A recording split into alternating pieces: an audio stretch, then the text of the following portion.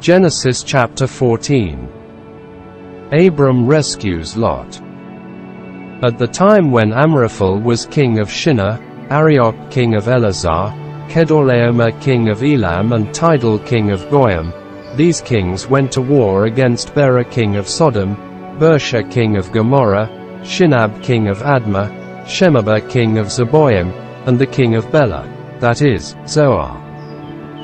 All these latter kings joined forces in the valley of Siddim, that is, the Dead Sea Valley. For 12 years they had been subject to Kedorlaomer, but in the 13th year they rebelled.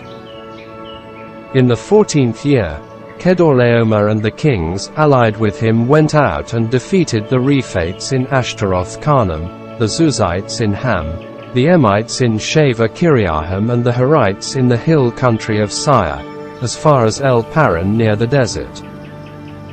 Then they turned back and went to En Mishpat, that is, Kadesh, and they conquered the whole territory of the Amalekites, as well as the Amorites who were living in Hazazon Tamar.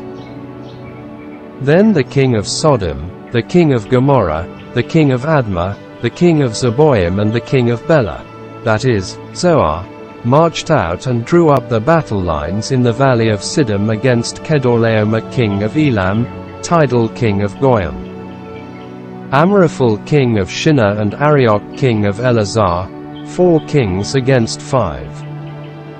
Now the valley of Siddim was full of tar pits, and when the kings of Sodom and Gomorrah fled, some of the men fell into them and the rest fled to the hills. The 4 kings seized all the goods of Sodom and Gomorrah and all their food. Then they went away. They also carried off Abram's nephew Lot and his possessions, since he was living in Sodom. A man who had escaped came and reported this to Abram the Hebrew. Now Abram was living near the great trees of Mamre, the Amorite, a brother of Eshcol and Anna, all of whom were allied with Abram. When Abram heard that his relative had been taken captive, he called out the 318 trained men born in his household, and went in pursuit as far as Dan. During the night, Abram divided his men to attack them, and he routed them, pursuing him as far as Hobah, north of Damascus.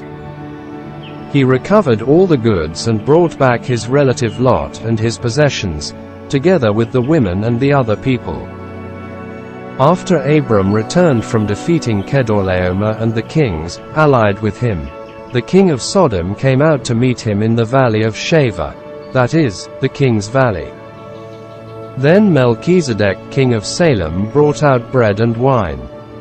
He was priest of God Most High, and he blessed Abram, saying, "Blessed be Abram by God Most High, creator of heaven and earth.